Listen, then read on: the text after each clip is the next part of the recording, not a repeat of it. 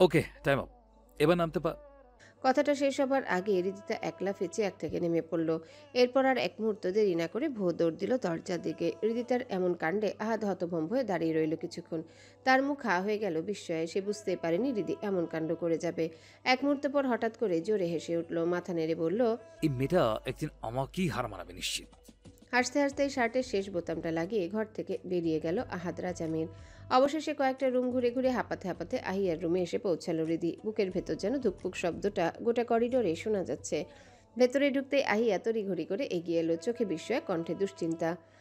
কি রে, তুই ঠিক আছিস? এমন হাঁপাচ্ছিস কেন? হৃদি হাত উঁচু করে হাঁ করে শ্বাস নিতে নিতে বলল। বলতেছি, আগে পানি দে দোস্ত। আহিয়া তাড়াতাড়ি টেবিলে রাখা জগ থেকে এক গ্লাস ঠান্ডা পানি ঢেলে এগিয়ে দিল। হৃদি শ্বাসরুদ্ধ করে এক নিঃশ্বাসে পুরোটা খেয়ে নিল। একাধিকবার গভীর নিঃশ্বাসে টেনে ধীরে ধীরে স্বাভাবিক হলো। গ্লাসটা টেবিলে রাখতে হঠাৎ হৃদিতা ঝটকা মেরে আহিয়ার দিকে তাকালো। তোদের বাড়ির সবাই এমন অদ্ভুত কেন? আহিয়া ভ্রু কুচকে অবাক হলো। কেন? কি হয়েছে? বাসায় ঢুকতেই প্রথমে এক অচেনা লোকের সাথে দেখা হলো। এমন অদ্ভুত আচরণ করলো যে মনে হলো আমি যেন চোর বদমাইশ। তারপর তোর মা আমাকে একের পর এক প্রশ্ন করতে লাগলো। এক মুহূর্তের জন্য সত্যিই মনে হলো আমি যেন আসামির কাঠগড়ায় দাঁড়িয়ে আছি, আর তোর মা কোর্টে বসা অ্যাডভোকেট হয়ে আমাকে জেরা করছে। আহিয়া ফিসফিস করে হেসে ফেলল। ঠিকই মনে হয়েছে তোর। হৃদিতা হতভম্ব হয়ে তাকালো। কি? হ্যাঁ, আমার আম্মু একজন অ্যাডভোকেট।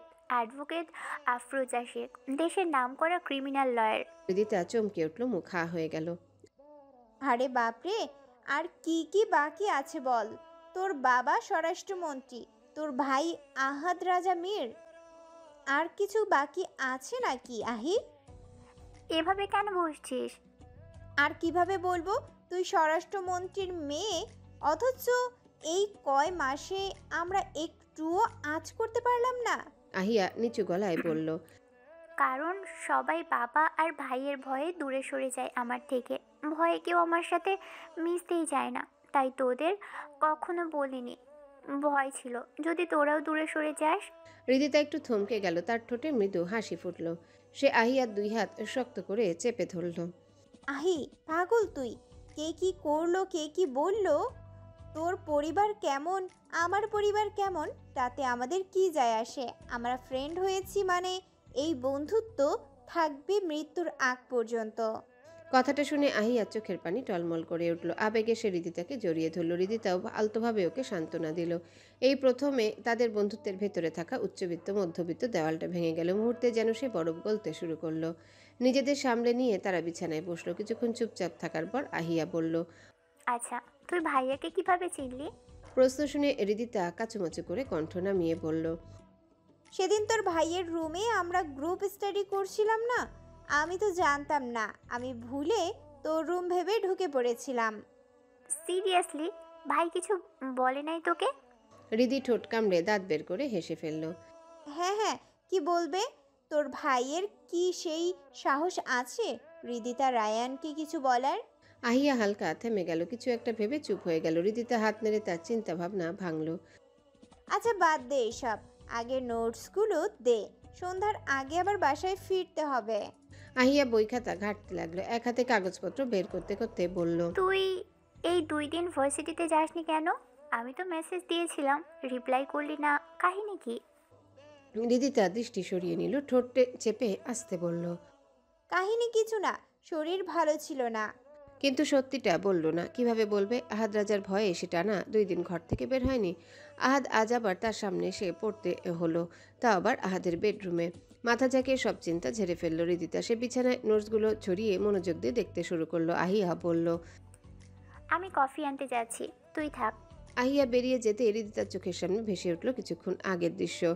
আহাদের অর্ধনগ্ন শরীর, চকচকে বডি, গাঢ় বাদামি চোখের গভীর দৃষ্টি ভাবতেই তার গালজোড়া হঠাৎ লালচে বর্ণ ধারণ করলো। বুক ধরফর করছে। ইস, হৃদি কখনো কল্পনাও করেনি তার ক্রাশকে এত কাছ থেকে এভাবে দেখতে পাবে। কলমটা ফেলে দিয়ে 2 হাত দিয়ে নিজের মুখটা ঢেকে ফেলল। লজ্জা, ভয় আর আবেগে তার বুকের ভেতর এক অজানা ঢেউ খেলে গেল। গ্যারেজের পিছনে তৈরি সেই ছোট্ট 2 কামরার ঘরটায় আসলে ডেমো ঘর। মীর বংশের কাছে একটা অদ্ভুত ভয়ঙ্কর জায়গা। এখানে কখনো রাজনৈতিক আলাপ হয়, কখনো কারো সাথে বনিবনা না হলে তাকে ডেকে এনে দেখানো হয় আহাদ রাজা মীরের ডেমো। আজ সেই ঘরের মাঝখানে পুরনো লোহার চেয়ারে হাত পা বাঁধা অবস্থায় বসে আছে শামীম পোদ্দার, পুরান ঢাকার নামকরা দালাল। কাউরান বাজারে ফুটপাত থেকে শুরু করে পাইকারি সবজির আড়ত পর্যন্ত তার প্রভাব বিস্তার। কিন্তু সমস্যা হলো সে কথা দিয়েও কথা রাখেনি। আহাদের সাথে ডিল হয়েছিল সাধারণ ব্যবসায়ীদের উপর, সে আর জোর খাটাবে না। কিন্তু সে সুযোগ পেয়ে আবারও পুরনো খেলায় ফিরে গেছে। আজ তার সেই ভুলের মাসুল দিতে হবে। আহাদ রাজা মীর ধীর পায়ে এগিয়ে এলো, কালো শার্টের দুটো বোতাম খোলা, হাতার মোচড় গোটানো, চোখে ভয়ঙ্কর দৃষ্টি। সে একটা চেয়ার টেনে আনলো, তার উপর এক পা তুলে ঝুঁকে এলো শামীম পোদ্দারের মুখের সামনে, কণ্ঠে কর্কশ গর্জন। তোর নাম শামীম পোদ্দার ঠিক আছে, কিন্তু আহাদ রাজার সাথে পোদ্দারি দেখানোটা তোর মোটেও ঠিক হয় নাই। শামীম পোদ্দারের ঠোঁট কাঁপছে, গলা শুকিয়ে গেছে। সে তোতলাতে তোতলাতে বলল, ভাই এবারের মতো মাফ করে দেন, জিন্দগিতে আর ভুল করুম না। কারওয়ান বাজারে আজ থেকে আমাগো ছায়াও দেখবো না কেউ। আহাদের ঠোঁটে হালকা এক বাঁকা হাসি ফুটল। আহাদ রাজা মীরের কাছে ভুলের কোনো ক্ষমা নাই পোদ্দার। তবে তোর কপাল ভালো, আজ আমার মনটা অনেক ফুরফুরে। আমি আজকে মেলা খুশি, তাই তোকে ছোট্ট একটা ডেমো দিয়েই ছেড়ে দেব। কথা বলে আহাদ গম্ভীর কণ্ঠে ডাক দিল। শাওন, নাদিম। পাশে দাঁড়িয়ে ছিল আশফাক, মীর, শাহিন, নাদিম আর শাওন। ডাক শুনে শাওন, নাদিম এগিয়ে এলো। আহাদের হালকা ইশারাতে তারা শামীম পোদ্দারের বাঁধন খুলে দিল। আহাদ পেছনে হেলান দিয়ে বসলো, চোখের রক্তবর্ণ শেয়ালের মতো ঝলসে উঠছে। চল ওই টুলের উপর উঠে দাঁড়া। আদেশ শোনার সাথে সাথে শামীম পোদ্দার ধরফর করে উঠে দাঁড়ালো। হঠাৎ গর্জন করে উঠল আহাদ, 202 বার কান ধরে উঠবস করবি, একটাও যেন কম না হয়। ভাই এতবার করলে আমি মরেই যাবো ভাই। ভাই ভাই আমি লুঙ্গির নিচে জায়গা পড়ি নাই ভাই। আহাদ চোখ বড় বড় করে হুঙ্কার ছাড়ল। শুরু কর, না হলে 200 থেকে বাড়াই দিব, কুইক। ভয়ে কাঁপতে কাঁপতে শামীম পোদ্দার কান ধরে উঠবস শুরু করলো। 1 2 3 ঘাম ঝরতে শুরু করলো কপাল থেকে। কিছুক্ষণের মধ্যেই তার শ্বাসকষ্ট বেড়ে গেল। আহাদ চেয়ারে হেলান দিয়ে বসে হঠাৎ মুখ বাঁকিয়ে বলল, না, মজা পাচ্ছি না। একটা কাজ কর, তোর লুঙ্গিটা খুলে মাথায় তুলে শুরু কর। ঘরে থাকা সবাই মুখ টিপে হাসলো। শাওন এগিয়ে এসে তার লুঙ্গি টানতে গেলে শামীম 2 হাতে শক্ত করে ধরে চিৎকার দিয়ে উঠল। ছে, এটা কি করলি? ভাগ্যক্রমে যদি তোর লুঙ্গি দক্ষিণা হয় উল্টায় যায়, তাহলে তো তোর পক্ষে সোজা বাজারে নিলামে উঠবো। সবাই আবারও হেসে উঠল। শামীম কাঁদো কাঁদা গলায় বলল, ভাই পরের বার আর ভুল করবো না। আহাদ হাত নেড়ে বলল, ঠিক আছে, এখন কন্টিনিউ কর। তাছাড়া তোর পক্ষে নিলামে উঠলেও কেউ কিনতে চাইবে না। কথাটা শুনে হাসিতে ফেটে পড়ল শাহিন, নাদিমরা। শামীম পোদ্দার আবার কান ধরে উঠবস শুরু করলো। একসময় শরীর ক্লান্ত হয়ে পড়ল, তার পা কাঁপছে, শ্বাস ছোট হয়ে আসছে, বুক দিয়ে ঘাম ঝরছে নদীর মতো।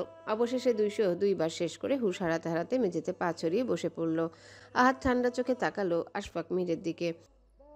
চাচু, ওই লুঙ্গি নিয়ে কি যেন একটা গান আছে না? আশফাক মীর গম্ভীর মুখে উত্তর দিলেন। লুঙ্গি ড্যান্স।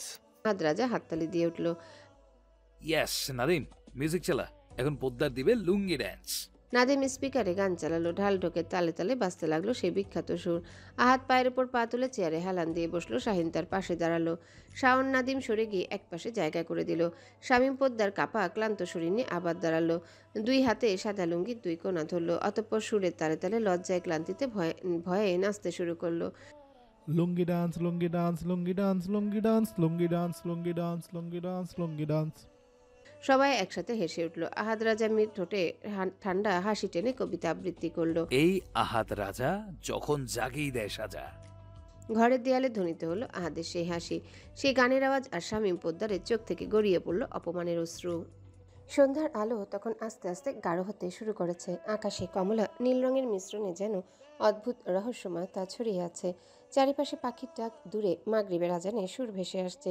সেই সময় তাড়াহুড়ো করে হৃদিতা কাঁধে ব্যাগ ঝুলিয়ে ধপধপ শব্দ করে সিঁড়ি বেয়ে নামছিল। তার হাতে ফোন, স্ক্রিনে ভেসে আছে ঈশানীর নাম। হৃদির মুখে ব্যস্ততা, চোখে অস্থিরতা, মনে মনে বলল, আজকে দেরি হলে নিশ্চিত আব্বুরে ফোন দিয়ে সব বলে দিবে। শেষ সিঁড়ির ধাপে পা রাখতেই হঠাৎ সামনে থেকে আসা কারোর সাথে মুখোমুখি সংঘর্ষ। ধপ করে ছিটকে পড়ল দূরে। মুখ থেকে একটা চাপা শব্দ বের হলো। আহ! সিঁড়ির কোণার সাথে কবজি লেগে কেটে গেছে, সামান্য রক্ত বেরিয়ে আসছে। হৃদিতা চোখ বন্ধ করলো, হাত দিয়ে কবজি চেপে ধরল। একটু সামনে নিয়ে উপরের দিকে তাকাতেই চমকে উঠল। যার সাথে সংঘর্ষ হয়েছিল সেও মেঝেতে পড়ে আছে। লম্বা চওড়া গড়নের একজন মানুষ, ধবধবে ফর্সা ত্বক, চুল ব্যাকব্রাশ করে সেট করা, মুখে ক্লিন শেভ, আকাশে নীল রঙের শার্ট পরা, একপাশে তার অফিসিয়াল কালো ব্যাগটা পড়ে আছে। হৃদি চোখ পিটপিট করে অবাক হয়ে তাকিয়ে রইল। ঠিক তখনই রান্নাঘর থেকে তাড়াহুড়ো করে বেরিয়ে এলেন আহাদের ছোট চাচি হালিমা বেগম, চোখে ভয় মিশ্রিত বিস্ময়। পেছন থেকে আহিয়া দৌড়ে নেমে এসে হৃদিকে হাত ধরে দাঁড় করালো। রিদি, তুই ঠিক আছিস তো? হৃদি ব্যথা চাপা দিয়ে মাথা নেড়ে বলল। আমি ঠিক আছি, কিন্তু উনি? আহিয়া দ্রুত ছেলেটার দিকে এগিয়ে গেল। আদনান ভাই, আপনি ঠিক আছেন? আদনান ধীরে ধীরে উঠে দাঁড়ালো, হাত দিয়ে জামার ধুলো ছাড়লো। একবার কঠিন দৃষ্টিতে তাকালো আহিয়ার দিকে, তীক্ষ্ণ দৃষ্টি, ঠান্ডা কিন্তু ভীতিকর। আহিয়া অনায়াসে গুটিয়ে গেল। সেই দৃষ্টিতে যেন অদৃশ্য চাপা কিছু লুকিয়ে আছে। আদনান হালিমা বেগমের দিকে তাকিয়ে সোজা স্বাভাবিক গলায় বলল। এরপর হৃদিতার দিকে একবার তাকিয়ে ব্যাগ হাতে তুলে গটগট করে সিঁড়ি ভেঙে উপরে চলে গেল। মুহূর্তে অদৃশ্য হয়ে গেল তার উপস্থিতি। হৃদিতা অবাক হয়ে তাকিয়ে থাকলো তার চলে যাওয়ার পথের দিকে। সে কৌতূহল সামলাতে না পেরে জিজ্ঞাসা করলো। হালিমা বেগম স্বাভাবিক ভঙ্গিতে বললেন। আহিয়া এবার যোগ করলো। আদনান ভাই একজন ডক্টর। বড় আপু আর বড় আম্মু জার্মান থাকেন, সেখানে ব্যবসা আছে। আদনান ভাই সেখান থেকেই পড়াশুনো শেষ করে দেশে ফিরেছে। উনি সবার থেকে একেবারেই আলাদা। রাজনীতি একদম পছন্দ করে না, একেবারে বড় আপুর মতো। খুব নিয়মে চলে, শরীর নিয়ে প্রচণ্ড সচেতন।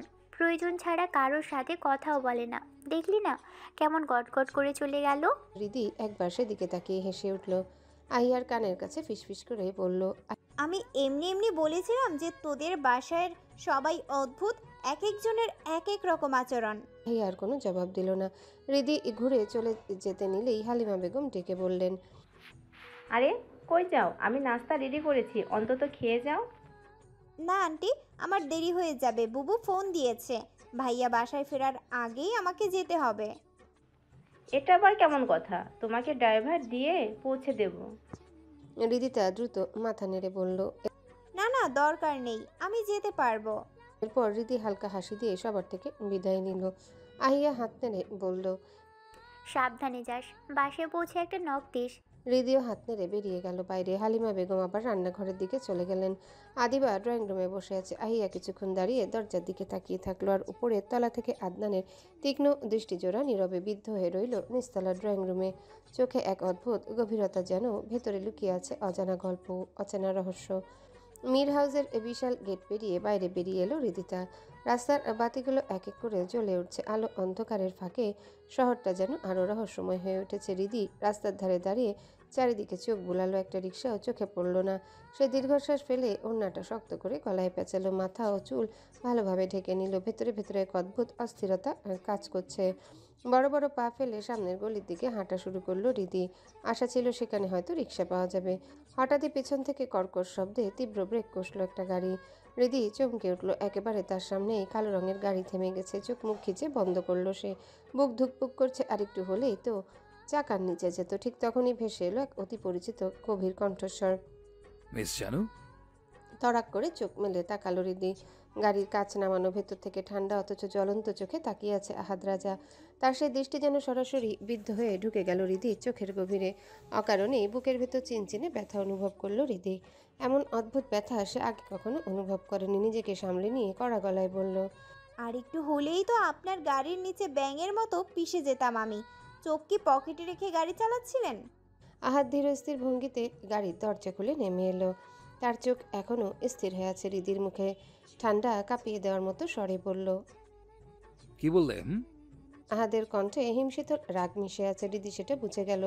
বুকের ভেতর আরও জোরে ধুকপুক শুরু হলো। আর কথা না বাড়িয়ে একটা কৃত্রিম হাসি দিল। তারপর ঘুরে দাঁড়িয়ে হাঁটতে শুরু করলো। ঠিক তখনই সামনে এক ফাঁকা রিক্সা এসে পড়লো। হৃদি তাড়াতাড়ি ডাক দিল। এই রিক্সা! রিক্সা কাছে আসতে হৃদি দ্রুত পা বাড়িয়ে উঠতে যায়। হঠাৎ একটা শক্তপোক্ত হাত তাকে কোমর থেকে টেনে তুলল। ভড়কে গিয়ে চিৎকার করে উঠল হৃদি। আ বাবা বাঁচান, এই লোকটা আমাকে অপহরণ করছে। তার চিৎকারে আশেপাশের কয়েকজন সেদিকে তাকালো। রিক্সাওয়ালাও একবার আহাদের দিকে তাকালো। আহাদের চোখে তীক্ষ্ণ দৃষ্টি দেখে রিক্সাওয়ালা এক মুহূর্ত দেরি না করে দ্রুত প্যাডেল মেরে উধাও হয়ে গেল। হৃদির মুখ শুকিয়ে গেল। এই দেশে মানবতা বলে কিচ্ছু নাই, আমাকে কেউ সাহায্য করলো না। আহাদ একটু অবিচলিত হলো না, বরং তাকে তুলে এনে গাড়ির ভিতর বসে নিজে হালকা ঝুঁকে মুখের কাছে এসে স্বাভাবিক ভঙ্গিতে বলল। কে বললো মানবতা নাই? এই যে আমি একটা মহিলা ব্যাংকে তুলে এত কষ্ট করে 4 ফুট হেঁটে এসে গাড়িতে বসালাম, এটা কি মানবতার মধ্যে পড়ে না? হৃদির চোখ বিস্ফোরিত হয়ে গেল, মুখ হা হয়ে রইল। আহাদ গা ছাড়া ভঙ্গিতে সামান্য হেসে উঠল। হৃদি দাঁত চেপে কোমল দুহাতে আহাদের বুক ঠেলে সামান্য সরিয়ে দিল। আমি মোটেও ব্যাং না, ব্যাং আপনি, আপনার 14 গোষ্ঠী। সরুন, আমি নামবো। সে পা নামানোর আগেই আহাত ধপ করে গাড়ির দরজা বন্ধ করে দিল তার মুখের উপর। অতঃপর হেঁটে গিয়ে ড্রাইভিং সিটে বসলো। গাড়ির ইঞ্জিন গর্জে উঠল। সামনে পিছনে গার্ডদের গাড়ি সারিবদ্ধ হয়ে দাঁড়ালো। ধীরে ধীরে কনভয়ের মতো যাত্রা শুরু হলো। আর গাড়ির ভেতরে বসে হৃদি নিঃশ্বাস ফেললো ভারীভাবে। তার বুকের ভেতর ধরফরানি থামছেই না। আহাত দুহাত স্টিয়ারিংয়ে রেখেও মাঝে মাঝে পাশ কাটিয়ে তাকাচ্ছিল হৃদির দিকে। তার দৃষ্টি এমন যেন হৃদির প্রতিটা অঙ্গভঙ্গি, প্রতিটা নিঃশ্বাসের ওঠানামা পর্যন্ত পড়ে ফেলতে চাইছে। হৃদির শরীর থেকে ভেসে আসছে মেয়েলি ঘ্রাণ, হালকা মিষ্টি অথচ অদ্ভুতভাবে মাতাল করা। আহাদ রাজা মীর, যে মানুষের রক্ত ঝরাতে দ্বিধা করে না, যার কণ্ঠেই মানুষ থরথর করে কাঁপে, সে আজ অদ্ভুত অচানক অনুভূতির বন্দী। বুকের ভেতর ধুকপুক ধ্বনিতে তার বুকের ভেতর ধরফরানি থামছেই না। আহাদ দুহাত স্টিয়ারিংয়ে রেখেও মাঝে মাঝে পাশ কাটিয়ে তাকাচ্ছিল হৃদির দিকে। তার দৃষ্টি এমন যেন হৃদির প্রতিটা অঙ্গভঙ্গি, প্রতিটা নিঃশ্বাসের ওঠানামা পর্যন্ত পড়ে ফেলতে চাইছে। হৃদির শরীর থেকে ভেসে আসছে মেয়েলি ঘ্রাণ, হালকা মিষ্টি অথচ অদ্ভুতভাবে মাতাল করা। আহাদ রাজা মীর, যে মানুষের রক্ত ঝরাতে দ্বিধা করে না, যার কণ্ঠে এই মানুষ থরথর করে কাঁপে, সে আজ অদ্ভুত অচেনা অনুভূতির বন্দী। বুকের ভেতর ধুকধুক ধ্বনিতে যেন ছিঁড়ে বেরিয়ে আসতে চাইছে হৃৎপিণ্ড। কপালের শিরাগুলো টনটন করছে। সে মাথা নাড়িয়ে চেষ্টা করলো সবকিছু ঝেড়ে ফেলতে, কিন্তু যতই চোখ সরায় ততই আবার দৃষ্টি ফিরে যায় হৃদির দিকে। হঠাৎ তার দৃষ্টি আটকে গেল। হৃদির কবজিতে হালকা কাটা দাগ, রক্ত শুকিয়ে লেগে আছে। আহাদের দুভ্রুর মাঝখানে গভীর ভাঁজ পড়ল, চোখ দুটো একেবারে ধারালো হয়ে উঠল। হঠাৎই ব্রেক চাপলো জোরে। গাড়ি কেঁপে উঠল রাস্তার মাঝে। সামনে পেছনে থাকা গার্ডদের গাড়িগুলো দাঁড়িয়ে গেল। আহাদ তীক্ষ্ণ দৃষ্টিতে তাকালো হৃদির হাতে। এটা কি? এখানে কি হয়েছে? হৃদি চমকে গেল। একটা ঢোক গলাধকরণ করে আমতা আমতা করে বলল। পড়ে গিয়ে একটু কেটে গেছে। আহাদ গর্জে উঠল। পড়ে যাস কি করে আর কেটেছে কি করে? হ্যাঁ, মন কি তাল গাছের মাথায় থাকে? হৃদি ভয় আর কিছুই বলল না, তবে মনে মনে বিড়বিড় করল। আজব, আমার কেটে গেলে ওনের কি? নিজে তো খালি থাপড়ায়, ধমকায়, আর এখন দরদের ডিব্বা হয়ে মরিচের মতো ঝাঁজ ঢালছে। আহাদের চোখ স্থির হয়ে রইল। হৃদির ঠোঁট ফুলানো, চোখ দুটো ভিতর মতো পিটপিট করছে, দৃষ্টি সোজা সামনের দিকে। কোনো কথা না বলে আবারও গাড়ি চালু করলো আহাদ। কিছুক্ষণ পর গাড়ি এসে থামলো একটা বড় ফার্মেসির সামনে। গাড়ির ভেতর হৃদিকে লক করে রেখে নেমে গেল সে। হৃদির বুক ভয়ে ধরফর করছে, সে অপেক্ষা করতে লাগলো। কিছুক্ষণের মধ্যেই ফিরে এলো আহাদ রাজা, হাতে এক গাদা ওষুধের প্যাকেট। গাড়িতে বসে হৃদির হাত ধরে জোর করে সামনে টানলো। হৃদি বাধ্যমের মতো হাত বাড়িয়েও দিল। আহাদ এক্সিসল দিয়ে পরিষ্কার করে খুব যত্ন করে ব্যান্ডেজ লাগিয়ে দিল, যেন তার সব ধৈর্য ঢেলে দিচ্ছে। হৃদির বুকের ভেতর কেমন অদ্ভুত কাঁপন শুরু হলো। পানির বোতলে ঢাকনা খুলে 2টা ওষুধ এগিয়ে দিল আহাদ। হৃদির সাথে সাথে ঠোঁট ফুলিয়ে নাক চেপে ধরলো। আহাদ হুঙ্কার ছাড়ল। কি হলো? আর কতক্ষণ ধরে থাকবো আমি? হৃদি ভ্রুকুচকে কটাক্ষ করে বলল। আপনাকে ধরে রাখতে কে বলেছে? জানালা দিয়ে ফেলে দেন না, সামান্য কেটে গেছে, এমনই ঠিক হয়ে যাবে। আহাদের চোখে আগুন জ্বলে উঠল। আহাদ রাজার মুখের উপরে কথা? থাপড়ার চেহারা নকশা বদলায় দিব। হাকর। সে হৃদির চিবুক ধরে মুখ উঁচু করলো। হৃদি চোখ বন্ধ করে শ্বাসরুদ্ধ করে রাখলো। ভয়ে বাধ্যমের মতোই মুখ খুলে ওষুধটা গিলে ফেললো। আহাদ তখন ধীরে তার চিবুক ছাড়লো, নরম স্বরে বলল। এবার নিঃশ্বাস নে, তা নাহলে মরে যাবি তো। পরে আমিও অনায়াসে মরবো। আমার এত তাড়াতাড়ি মরার শখ নেই। হৃদি চোখ খুলল, হতবাক হয়ে তাকিয়ে রইল আহাদের দিকে। শেষের কথাগুলো সে ঠিকঠাক শুনতে পেল না। আহাদের দিকে তাকিয়ে বোঝার চেষ্টা করলো কি বলেছে। একসময় গাড়ি এসে থামলো হৃদির বাসার সামনে। হৃদি নামতে যাবার আগেই আহাদ তার হাতে ধরিয়ে দিল ওষুধের প্যাকেটগুলো। হৃদির চোখ বিস্ময়ে বড় হয়ে গেল। এতগুলো ওষুধ সামান্য একটা কাটার জন্য? আহাদ নির্লিপ্ত ভঙ্গিতে উত্তর দিল। সব ধরনের ব্যথার ওষুধ, দাগ যাওয়ার ক্রিম আছে, যেটা ভালো লাগে সেটা খাবে। হৃদি হতভম্ব হয়ে বলল। এ, ওষুধও আবার পছন্দ মতো খাওয়া যায়? আহাদ নাক ঘষল হাতের উল্টো পিঠে। যায়, ভালো না লাগলে ডাক্তার দেখিয়ে অন্য ওষুধ এনে দেবো।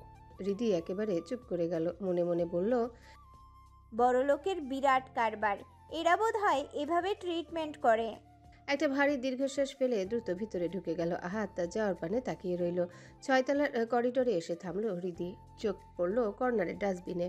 হাতে থাকা ওষুধের প্যাকেটগুলোর দিকে তাকিয়ে ঠোঁটের কোণে দুষ্টু হাসি ফুটল। চারিদিকে চোরের মতো তাকালো একবার, অতঃপর একেবারে নিশ্চিন্তভাবে সব ওষুধের প্যাকেটগুলো ছুড়ে দিল ডাস্টবিনে। দুহাত ঝেড়ে বলল, ব্যাস, ঝামেলা শেষ। বাসায় এগুলো নিয়ে ঢুকলে নিশ্চিত হরতাল হতো। বাসায় ঢুকেই রিধি হাঁফ ছেড়ে দিল। দরজার পাশেই রাখা সোফায় গা এলিয়ে দিল। তার দেহ ক্লান্ত, চোখে মুখে ক্লান্তি আর অস্থিরতা স্পষ্ট। সামনে এসে বসল ঈশানী। বোনকে একবার ভালো করে পরখ করলো সে। কিছুদিন ধরে রিধির আচরণ তার চোখে ধরা পড়ছে, কেমন যেন উদ্ভট, অস্বাভাবিক। ঈশানী ভ্রু কুঁচকে দীর্ঘ নিঃশ্বাস ফেলল। এত দেরি করলি যে? বেরিয়েছিল মাগরিবের সময়, এখন এশার আজান দিচ্ছে। রিধি একটু কাত হয়ে আর চোখে তাকালো বোনের দিকে। মৃদু ক্লান্ত কণ্ঠে বলল, দেরি কোথায় করলাম? রাস্তায় জ্যাম ছিল। ভাইয়া কি আসছে? না, এখনই চলে আসবে। মাগরিবে নামাজ তো কাজা করেছিস, এখন অন্তত অজু করে এশারটা পড়ে নে। একটু পরেই আব্বু ফোন দিবে, নামাজ পড়েছিস কিনা জিজ্ঞেস করবে। রিধি নিঃশ্বাস ফেলে কপাল মেসেজ করলো। ক্লান্ত লাগছে, ভালো লাগছে না, একটু পরে পড়বো। ঈশানী তির্যক দৃষ্টিতে তাকালো। এখন না পড়লে আর হবে না, একবার চিটপটাং হয়ে গেলে আর উঠবি না। হৃদি ঠোঁট ফুলিয়ে বিরক্ত মুখে বলল, আচ্ছা যাচ্ছি। ধপধপ পা ফেলে রুমে ঢুকে ব্যাগটা ছুড়ে দিল বিছানায়। তারপর ভারী পায়ে ওয়াশরুমে ঢুকে হাত মুখ ধুয়ে নিল। অজু শেষে এসে শান্ত হয়ে নামাজে দাঁড়ালো। নামাজ শেষ করে যায় নামাজ গুটিয়ে রাখতেই মাহির ডাক এলো।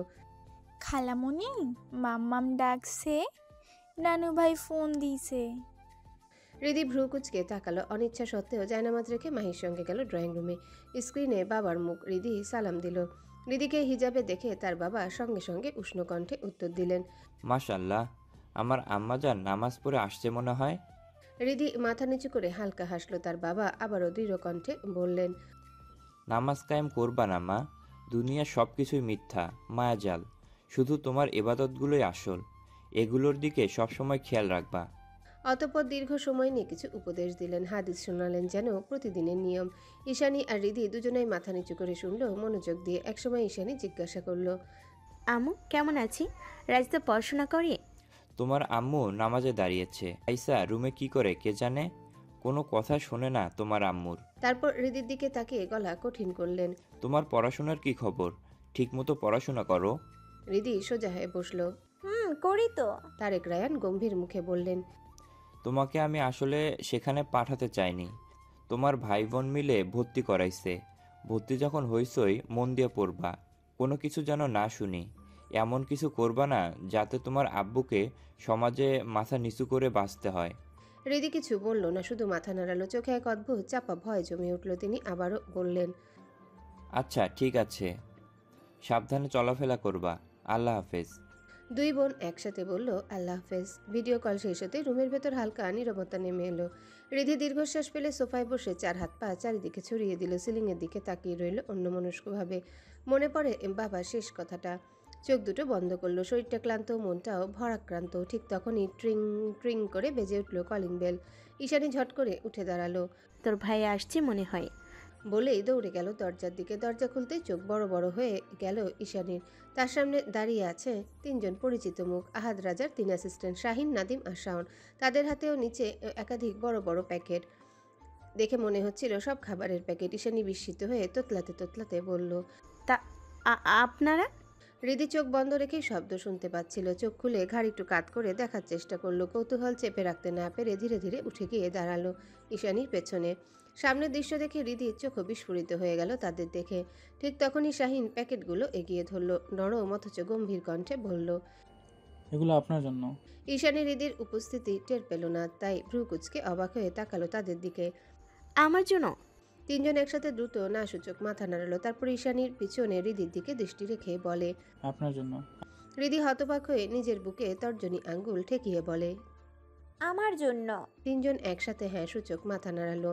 এরপর শাহিন প্যাকেটগুলো ধরে রেখে ব্যাখ্যা দিল, আপনার হাত কেটে গেছে, ভাই বলেছে আপনার প্রোটিন জাতীয় খাবার খেতে হবে, তাই এগুলো পাঠিয়েছে, অনুগ্রহ করে গ্রহণ করুন। এক মুহূর্তে ঘরটা যেন নিস্তব্ধ হয়ে গেল। শুধু হৃদির বুকের ভিতর ঢুপঢাপ শব্দের ধুকপুকানি। ঈশানী দৃষ্টি হঠাৎ হৃদির দিকে ঘুরে গেল। চোখ দুটি বিদ্ধ হচ্ছে যেন হৃদির বুকের ভেতর পর্যন্ত। তীক্ষ্ণ দৃষ্টি বিস্ময় সুরে বলল, তোর হাত কেটে গেছে? হৃদি একটা শক্ত ঢোক গলাধ্যকরণ করলো, গলার ভেতরটা শুকিয়ে কাঠ, অবস্থা এমন যে কথায় বেরোতে চাইছে না। অবশেষে 32টা দাঁত বের করে জোরপূর্বক একটা কৃত্রিম হাসি দিল, বিড়বিড় করে সুর টেনে বলল, আমি তো ফাইসা গেছি, ও আমি তো ফাইসা গেছি মাইনকার জিপায়। ঈশানী কটমট করে তাকালো হৃদির দিকে। আহাদ রাজা 3 পান্ডা এক এক করে ভিতরে ঢুকে গেল, সব প্যাকেটগুলো ড্রয়িং রুমে রেখে আবার বেরিয়ে গেল। পুরো ড্রয়িং রুম ভর্তি, পা রাখারও জায়গা নাই। হৃদিতা ভয়ে দেয়ালের দিকে মুখ করে দাঁড়িয়ে আছে। মনে মনে আহাদ রাজাকে গালি দিতে লাগলো। সামান্য একটু কেটে গেছে, তার জন্য আবার কিসের প্রোটিন আজব। ভোরবেলা থেকে মীর হাউসে এক ধরনের ব্যস্ততা। রান্নাঘর থেকে ডাইনিং, আবার ডাইনিং থেকে রান্নাঘর, একটা না এদিক ওদিক ছুটে বেড়াচ্ছেন হালিমা বেগম। শুধু তিনি একা নন, পাশে আছেন দুজন পরিচারিকা, 16 বছরে চঞ্চল ঋতু আর 40 অভিজ্ঞ বানিয়াপা। এদিকে আফরোজা শেখ ভোর 7টাতেই বেরিয়ে গেছে আদালতের উদ্দেশ্যে। একটা জটিল কেস আছে। তার এই পেশা তাকে প্রায়ই ঘরের বাইরে আটকে রাখে, তাই স্বাভাবিকভাবে পুরো বাড়ির দায়িত্ব এসে পড়ে হালিমার কাঁধে। হালিমা বেগমের শেকড়টা কিন্তু অনেক নিচে, নিম্নবিত্ত পরিবারের, বাবা মা হারা মেয়ে। তবুও তার জীবনে আলো এসেছিল এক সম্পর্ক থেকে। আশফাক মীরের সাথে ভালোবাসার সম্পর্কে জড়িয়ে পরবর্তীতে সালমান মীর আর তার স্ত্রী শারমিন দাঁড়িয়ে থেকে তাদের বিয়ে দিয়ে হালিমাকে আনেন এই বাড়ির ছোট বউ করে। সেদিন থেকে হালিমার জীবনে কষ্ট যেন দূরে সরে গেছে। সে শুধু একজন স্বামী নয়, একটা পরিবারও পেয়েছে। আসার পর থেকে সংসারকে নিজের করে নিয়েছে হালিমা। রান্না করা তার নেশা, রান্নাঘর যেন তার রাজ্য। নিত্য নতুন রেসিপি ট্রাই করে সবার জন্য সাজিয়ে রাখে, আর তার হাতের স্বাদের প্রশংসায় মুখর থাকে মীর পরিবারের সবাই। আজও ডাইনিং টেবিলে বসেছে মীর বাড়ির সদস্যরা। এক পাশে আমজাদ মীর, অন্য পাশে আশফাক মীর। দুজনের মাঝখানে খাচ্ছে আদিবা আর আহিয়া। হঠাৎ সিঁড়ি বেয়ে ঢকঢক শব্দ তুলে নেমে এলো এবাড়ির ছোট ছেলে, চঞ্চল আর দুষ্টু আদিল মীর। চুল এলোমেলো, মুখ ভরা দুষ্টুমি। এসেই বসলো আহিয়ার পাশে। এক মুহূর্ত সময় নষ্ট না করে আহিয়ার প্লেট থেকে খপ করে একটা ডিম তুলে মুখে পুরে দিল। আহিয়া তেলে বেগুনে জ্বলে উঠল। আদিল্লার বাচ্চা। সাথে সাথেই পা দিয়ে এক ধাপ করে পাড়া দিল। আদিলও কম যায় না, চুল টেনে ধরে বলল, শাকচুন্নি আমরা মারলি কেন? তুই আমার ডিম খাইলি কেন? আদিল ভীষণ নাটকে ভঙ্গিতে থুতু ফেলার ভান করে বলল। ওয়াক, থু থু থু থু। তার এমন কাণ্ডে আদিবা খিলখিল করে হেসে উঠল, কিন্তু আহিয়া রাগে কটমট করে তাকালো সেদিকে। এক হাতে কনুই চালালো আদিলের পেটে। আদিলও প্রতিশোধ নিল। আহিয়া চুল খপ করে টেনে ধরল। মুহূর্তেই দুজনার চুল টানাটানি শুরু হলো, কেউ কাউকে ছাড়ছে না। শব্দ শুনে রান্নাঘর থেকে দৌড়ে এলেন হালিমা বেগম, আর টেবিলের মাথা থেকে কর্কশ স্বরে ধমক দিলেন আমজাদ মীর। কি হচ্ছে এসব? সকাল সকাল তামাশা না করলে নয়। ছাড়ো একে অপরকে। আগে ওকে ছাড়তে বলো, ও আগে ধরছে। না, আমি ছাড়বো না, আগে তুই ছাড়। হালিমা বেগম তখন খুন্তি হাতে দাঁড়িয়ে আছেন, চোখ রাঙিয়ে বললেন, আদি ছাড় তাড়াতাড়ি, না হলে এই খুন্তি দিয়েই পেটাবো।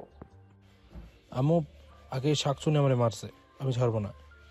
এমন সময় সিঁড়ি দিয়ে নিঃশব্দ পায়ে নামতে দেখা গেল আদনানকে। পরিপাটি পোশাকে প্রস্তুত, হাসপাতালের উদ্দেশ্যে বের হবে। তাকে দেখা মাত্রই দুজনার চুল থেকে হাত ছেড়ে দিল। চুলের গোছা ঠিক করতে করতে দুজন চুপচাপ চেয়ারে বসে গেল। মাথা নিচু করে খাবারে মনোযোগী হয়ে গেল, যেন কেউ কিছুই বোঝে না, যেন ভাজা মাছ উল্টে খেতে জানে না। আদনান কড়া দৃষ্টিতে একবার চারিপাশে তাকালো, কোনো শব্দ ছাড়াই চেয়ার টেনে বসে গেল। আদনানের পছন্দ নয় অতিরিক্ত শব্দ, চামচ ছুরি টুংটাং শব্দ যেন কানে বিঁধে যায়। ঋতু এসে তার সামনে এক কাপ গরম গ্রিন টি রাখলো। কাচের টেবিলে কাপ রাখতেই হালকা টুং শব্দ হলো, সাথে সাথে আদনান চোখ বন্ধ করে ফেললো বিরক্তিতে। তারপর আগুন ঝরা চোখে তাকালো ঋতুর দিকে। ঋতু ভয়ে ভয়ে মাথা নেড়ে দ্রুত বলে উঠল, ভুল হয়ে গেছে ভাইজান, আর হইব না। বলেই ছুটে গেল রান্নাঘরের দিকে। ডাইনিং টেবিলে আবারও নীরবতা নেমে এলো, কেবল থালা বাসনের নরম শব্দ। আদিল আর আহিয়া একে অপরের দিকে তাকালো। চোখের ইশারায় দুজন হালকা হেসে নিল আদনানকে নিয়ে, কিন্তু সেই হাসিও যেন নিঃশব্দে, কারণ তারা জানে আদনানের সামনে বেশি বাড়াবাড়ি মানেই বিপদ। হঠাৎ সিঁড়িতে ধপধপ পায়ের শব্দ ভেসে এলো। পাঞ্জাবির হাতা গুটাতে গুটাতে চুলগুলো এলোমেলো ভঙ্গিতে আত্মবিশ্বাসী কায়দায় নেমে এলো আহাদ রাজা। ডাইনিংয়ের পাশে এসে দাঁড়াতে সে একবার চারিপাশে তাকালো। চোখে দুষ্টু ঝিলিক, ঠোঁটে পাকা হাসি। আদনানের দিকে এক ঝটকা দৃষ্টি ছুড়ে দিয়ে বলল, good morning everyone. Amjad Mir গম্ভীর স্বরে উত্তর দিলেন, গুড মর্নিং। আহাদ রাজা তার নির্দিষ্ট চেয়ার টেনে বসলো। চেয়ারটা এমনভাবে শব্দ করে টানল যেন ইচ্ছে করেই কারো বিরক্তি বাড়ানো তার উদ্দেশ্য। চেয়ার টানার ঘর ঘর শব্দে আদনান সাথে সাথে চোখ বন্ধ করে ফেললো। হাত মুষ্টিবদ্ধ হয়ে গেল টেবিলের নিচে, কিন্তু সে নিজেকে সংযত করলো। আহাদ হেসে ভ্রু কুচকে তাকালো সেই দিকে, তারপর চোখ সরিয়ে আহিয়ার দিকে তাকিয়ে বলল, আহি, ফ্রুটের ট্রেটা দে তো। আরে ব্রেডটা দে। না না, এটা নেবো না। চাচি আম্মা, আমার কফি দাও। একটার পর একটা চাহিদা, একটার পর একটা শব্দ। কখনো প্লেট টেবিলে ধপ করে রাখে, কখনো আবার গ্লাস তোলে, আবার টকাস শব্দে নামায়। আদনান ভালো করেই জানে আহাদ ইচ্ছে করে এসব করছে, কারণ এই বাড়িতে একমাত্র মানুষ যার সাথে আদনান কখনোই পেরে ওঠে না সে হলো আহাদ রাজা। বয়সে তার থেকে 6 মাসের ছোট হলেও তার কর্মকাণ্ড ছোট না। আমজাদ মির ছেলের কাণ্ড দেখে মাথা নেড়ে দীর্ঘশ্বাস ফেললেন। আশফাক মির মুখ টিপে হালকা হাসলেন। এই দুই ভাইয়ের অঘোষিত শত্রুতা পুরো বাড়িই বোঝে। নাস্তা শেষ করে উঠে দাঁড়ালেন আমজাদ মির। আহাদের দিকে তাকিয়ে বললেন, আমি যাচ্ছি, তুমি কিন্তু সময় মতো চলে আসবে। নিশ্চয়ই ভুলে যাওনি সংসদে আজ জরুরি সভা আছে, তোমার বক্তব্য রাখতে হবে। না বাবা, এত গুরুত্বপূর্ণ বিষয় আমি কি করে বলতে পারি? আহাদ চেয়ার ঠেলে একটু গা এলিয়ে দিয়েই বলল কথাটা বলার সময় তার চোখ ছিল সরাসরি আদনানের দিকে। কেমন যেন চ্যালেঞ্জ ছোড়া দৃষ্টিতে তাকিয়ে রইল। আমজাদ মির আর আশফাক মির বেরিয়ে এলেন। এই ফাঁকে আদিবা চুপচাপ উঠে আদনানের কাছে এলো। 9 বছরের কচি মুখ, কিন্তু চোখে বুদ্ধির ঝিলিক। ভাইয়া, আমার হোমওয়ার্কে তোমার সাহায্য লাগবে, চিকিৎসা বিষয় নিয়ে লিখতে হবে। আদনান হালকা হাসলো। তার ছোট্ট বোনের মাথায় স্নেহ ভরে হাত রাখলো। এই বাড়িতে আদনানের সবচেয়ে প্রিয় হলো আদিবা, কারণ সে অন্যদের মতো বেহুদা হইচই করে না, সবকিছু গুছিয়ে করে, মনোযোগ দিয়ে চলে। আসলে বয়সে ছোট হলেও বুদ্ধিতে সে আহিয়া আদিলকে হার মানায়। আদিল তখন বাইরে যাবার জন্য প্রস্তুত। হাত ধরে আদিবাকে নিয়ে বেরিয়ে গেল দুজনাই। আদনানও উঠে দাঁড়ালো। ঠিক সেই সময় রান্নাঘর থেকে এগিয়ে এলেন হালিমা বেগম। আদনান বাবা, আজ চেষ্টা করো একটু আগে আসতে, আপা তোমার সাথে জরুরি কথা বলবে, হয়তো কোথাও যেতে হবে। বলেই দরজার দিকে এগুতে শুরু করলো। ঠিক তখনই আহিয়া ফিসফিস করে হালিমা বেগমকে জিজ্ঞাসা করলো, চাচি আম্মা, আমাকেও কি আদনান ভাইকে আম্মু পাত্রী দেখাতে নিয়ে যাবে? কথাটা শুনে আদনানের পা থেমে গেল দরজার কাছে। মুহূর্তে কান খাড়া হয়ে গেল তার। সে নীরবে দাঁড়িয়ে শুনতে লাগলো তাদের কথোপকথন। হালিমা বেগম ধীরে উত্তর দিলেন, মনে হয় তাই, তবে আপা তো এখনো কিছু স্পষ্ট বলেনি। আরে আর কত মেয়ে দেখবে? 2 মাস ধরে প্রতি সপ্তাহে একটা করে মেয়ে দেখে, তবুও কোনো মেয়ে পছন্দ হয় না। তখন চুপচাপ খাবার খেতে খেতে সব শুনছিল আহাদ। এবার সে এক গ্লাস পানি খেলো, অতঃপর টকার শব্দ করে গ্লাস টেবিলে নামিয়ে রাখলো। চোখে বিদ্রুপের ঝিলিক, ঠোঁটে কটাক্ষ ভরা হাসি। কে মেয়ে দিবে ওরে? ওর মতো সূচিবায়ুর কপালে ভেটকি মাছের মতো মেয়েও জুটবে না। কথাটা যেন তীরের মতো গিয়ে বিঁধল আদনানের কানে। মুহূর্তে তার শরীর শক্ত হয়ে গেল। কোনো উত্তর না দিয়ে গম্ভীর মুখে গটগট করে বেরিয়ে গেল সেখান থেকে। আহাদ তাকিয়ে রইল সেদিকে। ঠোঁটে তাচ্ছিল্যের হাসি টেনে দিল, একটা জয়ী ভঙ্গির হাসি। সকাল থেকেই সংসদ ভবনের চত্বর মুখরিত। গেটে প্রবেশ করছে একে একে কালো গাড়ি, টাইট নিরাপত্তা, চারিপাশে মিডিয়ার ভিড়। সবাই যেন অপেক্ষায় আজকের গুরুত্বপূর্ণ অধিবেশনের জন্য। কারণ আর মাত্র কয়েক মাস পরে জাতীয় নির্বাচন। কে ক্ষমতায় থাকবে, কারা ছিটকে পড়বে, সব হিসাব নিকাশ নির্ভর করছে এই সময়কার সিদ্ধান্তের উপর। সংসদ ভবনের ভেতরে জমায়েত হয়েছেন দেশের প্রভাবশালী মন্ত্রী, সাংসদ, শীর্ষ নেতারা। প্রতিটা মুখে টান টান গম্ভীরতা, আবার কারো কারো চোখে মুখে আগাম প্রচারণার উত্তেজনা। সভাপতি মঞ্চে বসে সবার দৃষ্টি আকর্ষণ করলেন। প্রথমে অর্থমন্ত্রী বাজেট সংক্রান্ত সংক্ষিপ্ত বিবরণ দিলেন। নির্বাচনের আগে জনগণের আস্থা টিকিয়ে রাখতে দরকার স্থিতিশীল বাজার, ভর্তুকি বাড়ানো, কর্মসংস্থান সৃষ্টির প্রতিশ্রুতি। প্রতি বক্তৃতায় অন্যরা মাথা নেড়ে সায় দিচ্ছিল। এরপর বক্তব্য দিল কৃষিমন্ত্রী, তারপর বাণিজ্যমন্ত্রী। কিন্তু সবকিছু যেন প্রচলিত ঘটবাঁধা, কেউ নতুন কিছু বলছে না। সবাই যখন কিছুটা নিরুত্তরভাবে শুনছে, তখনই ধীরে ধীরে চেয়ার ঠেলে উঠে দাঁড়ালো আহাদ রাজা মীর। তরুণ বয়স হলেও তার ভঙ্গি, দৃষ্টি, তীক্ষ্ণতা সবার দৃষ্টি কাটতে যথেষ্ট।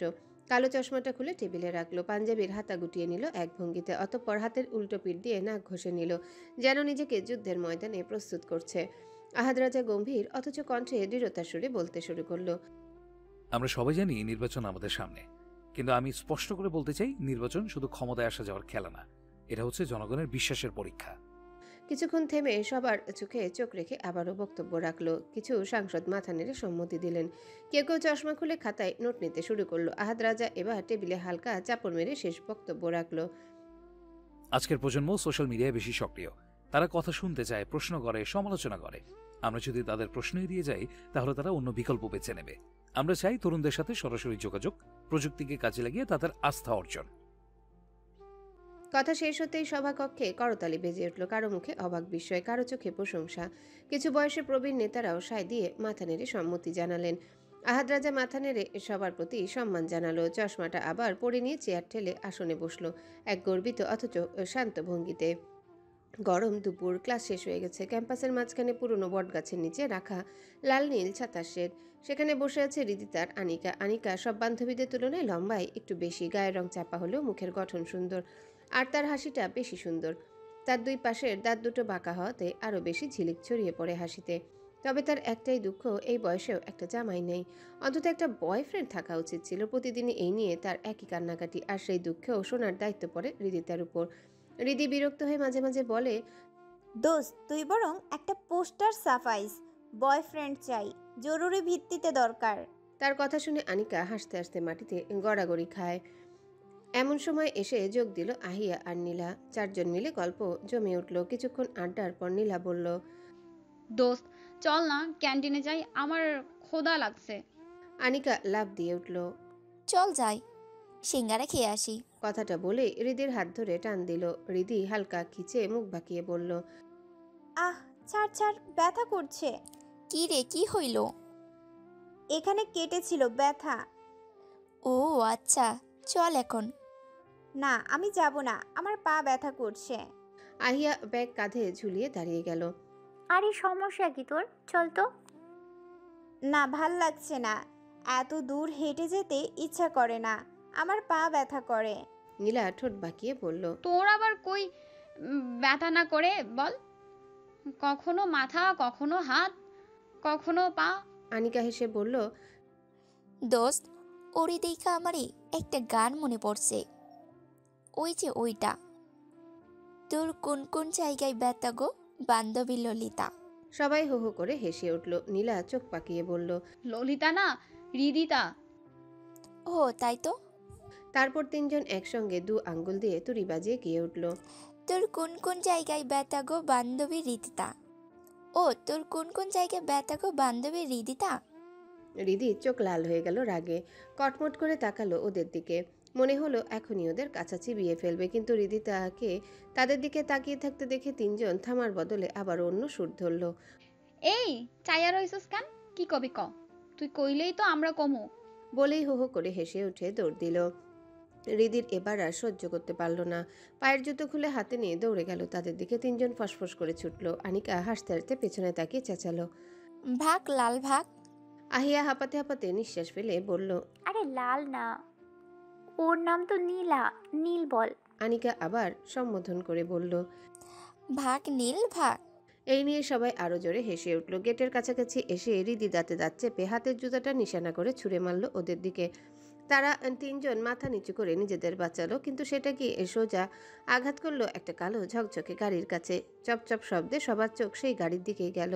এক মুহূর্তের নীরবতা, তারপর ধীরে ধীরে নামলো গাড়ির জানালা।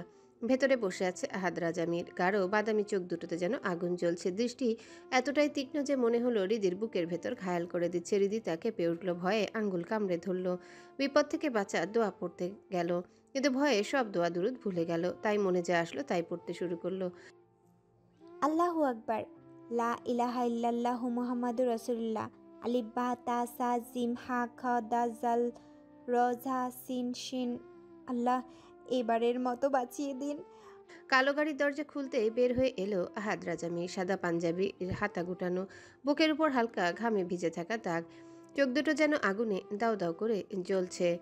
তার ঠিক পাশে দাঁড়িয়ে আছে শাহিন, নাদিম আর শাওন। আরেকটু পেছনে গম্ভীর ভঙ্গিতে দাঁড়িয়ে আছে গার্ডরা। ক্যাম্পাসের বাতাস এক মুহূর্ত থমকে গেল। সব হাসি ঠাট্টা আড্ডা সব থেমে গিয়ে নীরবতা নেমে এলো চারিপাশে। কয়েক ঘন্টা আগে সংসদ ভবনের জরুরি সভা শেষ করেছে সে, কিন্তু সভা শেষ হতে না হতে হঠাৎ মনে পড়ল হৃদি তার হাতের কাটা দাগটা। সেটা পুরোপুরি সেরে উঠেছে কিনা জানতে ইচ্ছা করলো। দুবার ফোন করেছে, তবে রিসিভ হলো না। আর আহাদ রাজা সব কিছুতে দুবার অপশন দেয়, তৃতীয়বারে অ্যাকশন নেয়। এবারও ব্যতিক্রম হলো না। সরাসরি গাড়ি ঘুরিয়ে এলো ভার্সিটিতে। ভেবেছিল শান্তভাবে জিজ্ঞাসা করবে তার ফোন তোলে নাই কেন, তবে আসার সাথে সাথে তার প্রেয়সিতা কীভাবে ওয়েলকাম করবে সেটা সে ভাবেনি। আহাদ রাজা গম্ভীর দৃষ্টিতে স্থির দাঁড়িয়ে রয়েছে। তার দৃষ্টি সরাসরি হৃদিতার বুক ভেদ করে যাচ্ছে। আনিকা, নীলা আর আহিয়া ভয়ে এক কোণে গুটিসুটি মেরে দাঁড়িয়ে গেছে। তাদের মুখের হাসি উধাও, মনে হচ্ছে কেউ তাদের শ্বাস রুদ্ধ করে রেখেছে। হৃদিতার বুক ধরফর করছে, প্রতিটা ধ্বনি যেন গুনে গুনে শোনা যাচ্ছে। এখনই মনে হচ্ছে হৃৎপিণ্ড ফেটে বের হয়ে আসবে, না হলে সোজা অজ্ঞান হয়ে যাবে। চোখের সামনে সবকিছু ঘুরছে। এক মুহূর্তে মনে হলো সামনে দুইজন আহাদ রাজা দাঁড়িয়েছে। না, এবার তিনজন হয়ে গেল। হৃদি কেঁপে উঠে ফিসফিস করে বলল, আরে বাপ রে, তিনটা আহাদ রাজা। আহাদ রাজাকে কাছে আসতে দেখে রিদি চোখ মুখ খিচে বন্ধ করে ফেললো, মাথাটা ঝাঁকিয়ে নিজেকে সামলানোর চেষ্টা করলো। হঠাৎ তার শরীর ঢলে পড়ে যেতে নিলে আহাদ তাকে নিমিষে ধরে ফেলে, তবে রিদি আবার নিজেকে সামলে দাঁড়ায়। তার বুকের ভেতর ধুকপুকানি এমনভাবে চলছে মনে হলো চারিপাশে সবাই শুনতে পাচ্ছে। সেই ধুকপুকানি পৌঁছে গেল আহাদের কানের গভীর পর্যন্ত। তার দৃষ্টি রিদির কোমল মুখে আটকে গেল। সে যে ক্রোধ নিয়ে এসেছে, যে আগুন নিয়ে গাড়ি থেকে নেমেছিল, রিদির মুখ দেখে সেই আগুন মুহূর্তেই বরফ হয়ে গেল। রিদির মুখটা লাল হয়ে আছে, কোমল চিকন অধৈর্যরা তিত্তির করে কাঁপছে, চোখের পাতাগুলো শক্ত করে বন্ধ করা। আহাদ দুহাত বুকে ভাঁজ করে দাঁড়িয়ে তাকিয়ে রইল সেই মুখের দিকে। তার চোখে অদ্ভুত এক নরম ভাব। সে নিজের ভেতরে এক মুহূর্ত টের পেল এই মেয়েটা তার রাগের আগুনকে কিভাবে যেন মুঠোর ভেতর বন্দি করে ফেলেছে। এক মুহূর্ত পর আহাদ নরম কণ্ঠে বলল, এই আল্লাহর বান্দি, এই তাকাও আমার দিকে। হৃদির কোমল শরীর হালকা কেঁপে উঠল, ভয়ে ভয়ে ধীরে ধীরে চোখ খুলল। মনে হচ্ছিল যদি সেদিনের মতো আবার থাপ্পড় এসে পড়ে। চোখ খুলতেই সরাসরি দৃষ্টি মেলালো আহাদের গাঢ় বাদামি ঘন পাপড়িযুক্ত চোখের সাথে। আর সেই মুহূর্তে আহাদের মনে হলো কেউ যেন তার বুক চিরে তীর ছুঁড়ে দিয়েছে। এত ধারালো, এত গভীর সেই দৃষ্টি। সে অনিচ্ছা সত্ত্বেও একটা তৃষ্ণার্ত ঢোক গিলল, অতঃপর নরম স্বরে প্রশ্ন করল, কি হলো, ভয় পাচ্ছ কেন? আমি কি মেরেছি তোমাকে? হৃদি মাথা নিচু করে ধীরে ধীরে না সূচক মাথা নাড়ালো। আবারও প্রশ্ন করলো আহাদকে। বকেছি তোমাকে? আবারও প্রশ্ন করলো আহাদ। হৃদি এবারও না সূচক মাথা নাড়ালো। আহাদ এক চিলতে হাসি দিয়ে বলল, তাহলে কাঁপছো কেন? ক্ষুধা লাগছে। হৃদি ভয়ে ঠোঁট ফুলিয়ে হঠাৎ বলে ফেলল কথাটা। তারই উদ্ভট উত্তর শুনে আহাদ মুখ লুকিয়ে ঠোঁটে ঠোঁট চেপে হালকা হেসে ফেলল।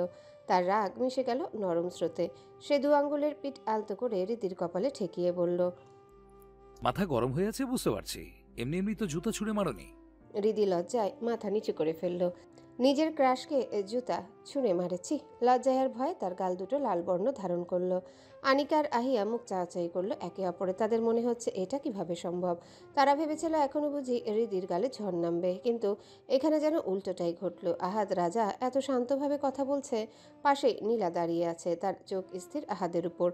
ব্যাগের কোণা শক্ত করে চেপে ধরেছে। আহাদ রাজা নির্লিপ্ত ভঙ্গিতে হৃদিকে উদ্দেশ্য করে বলল, চলো। হৃদি ভোরকে গিয়ে জিজ্ঞাসা করলো, কোথায়? এই বলে আহাদ হাঁটা দিল। কোনো দ্বিধা না করে হৃদিও ধীরে ধীরে পিছু নিল। তারা গাড়ির কাছে পৌঁছাতেই হঠাৎ পেছনে ফিরে তাকে আহাদ কর্কশ কণ্ঠে বলল, কি হলো, তোদের আলাদা করে ইনভাইট করতে হবে? তার কথা শুনে আনিকা, আহি আর নীলা আতকে উঠে নড়ে চড়ে দাঁড়ালো। এরপর সোজা গাড়ির দিকে এগিয়ে গেল সবাই। ভার্সিটির গেট পেরিয়ে কালো গাড়িগুলো ধীরে ধীরে উধাও হয়ে গেল। আর গেটের ভেতরে দাঁড়িয়ে থাকা ছেলেমেয়েরা স্তব্ধ দৃষ্টিতে তাকিয়ে থাকলো সেই দৃশ্যের দিকে। আইসক্রিম পার্লারের ঠান্ডা বাতাস থেকে বাইরে বেরিয়ে আসতে গরম বাতাস ধাক্কা দিয়ে গায়ে লাগলো। হৃদিতে একবার চোখ শুরু করে তাকালো আহাদের দিকে। কালো চশমা পরা সেই মুখটা রহস্যময় লাগছে। আহাদ রাজা ওয়ালেট বের করে কার্ড রাখলো কাউন্টারে, আবার পকেটে ঢুকিয়ে নিল নির্লিপ্ত ভঙ্গিতে। কোনো শব্দ নেই, নেই কোনো রাগের চিহ্ন। এতে হৃদিতে একটু বেশি অবাক হলো। সে ভেবেছিল আজ আহাদ নিশ্চয়ই তাকে কঠিনভাবে ধমক দিবে, কিংবা কান ধরে উঠবস করাবে, আর তা না হলে একটা থাপ্পড় এসে পড়বে তার গালে। কিন্তু আশ্চর্য, এক বিন্দু রাগ দেখালো না আহাদ। মনে মনে প্রশ্ন ভেসে এলো, তবে কি সত্যি তার পড়া দোয়াটা কবুল হয়েছে? মনে হতেই ঠোঁটের কোণে এক চিলতে হাসি খেলে গেল। আলতো করে হেসে ফেলল সে একাই।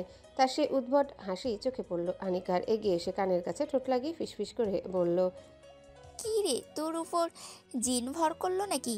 একা একা হাসছিস কেন? হাসি মুহূর্তেই উবে গেল হৃদির মুখ থেকে। সে তড়িঘড়ি করে বলে উঠল, কই হাসলাম? আমারে বোকা বানানো এত সহজ না রিদি। সত্যি করে বল তো, তুই কি আহাদ রাজার প্রেমে পড়েছিস? হৃদির বুক ধক করে নেমে গেল। সে তাড়াহুড়ো করে হাত বাড়িয়ে আনিকার মুখ চেপে ধরল। চোখে চোখ রেখে ইশারা করলো চারিপাশে সবাই আছে। আনিকা ঠোঁট বাঁকিয়ে মুখ সরিয়ে নিল।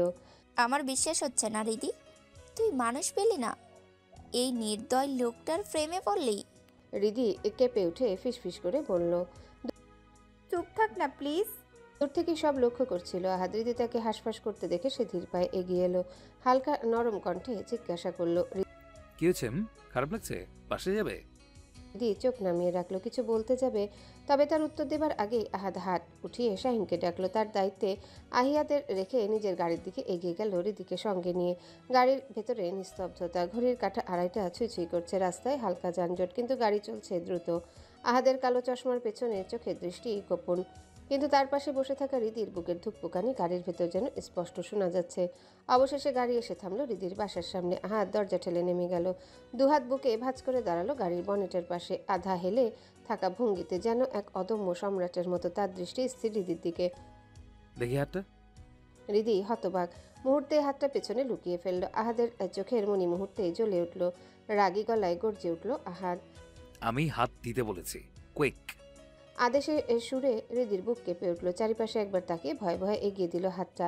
তার আঙ্গুলগুলো কাঁপছে, নিঃশ্বাস কেটে কেটে আসছে। হাত বিন্দুমাত্র দ্বিধা না করে হাতটা শক্ত করে ধরল, আলতো করে তুলে নিল কাটা জায়গাটা দেখার জন্য। তার ভ্রু কুচকে গেল, ঝলসে যাওয়া চোখে হৃদির দিকে তাকালো, গলা ভারী করে বলল, ওষুধ খাওনি? হাতে ক্রিমও লাগাওনি? হৃদির গলা শুকিয়ে এলো, ভেতরে ভেতরে ভাবছে সে তো সব ওষুধ ফেলে দিয়েছে, এখন কি বলবে। তাকে চুপ করে থাকতে দেখে আহাদ আবার গর্জে উঠল।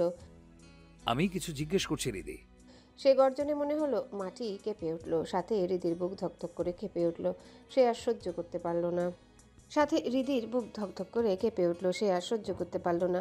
একটা দুষ্টু বুদ্ধি খাটিয়ে হঠাৎ সাহস জোগাড় করে আহাদের পেছনের দিকে ইশারা করলো। দেখুন, আপনাকে কেউ ডাকছে।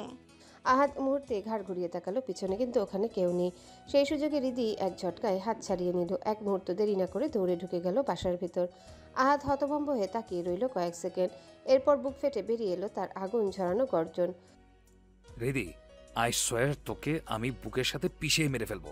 সন্ধ্যার আলো তখন অন্ধকারে মিশে আসছে। শহরের হালকা যানজট আর মানুষের কোলাহল মিলিয়ে একটা ভারী ক্লান্তি যেন বাতাসে ভাসছে। ভারী পদক্ষেপে ভেতরে এলেন আফরোজা শেখ, আর পাশে নিস্তব্ধ ভঙ্গিতে হাঁটতে লাগলেন আদনান।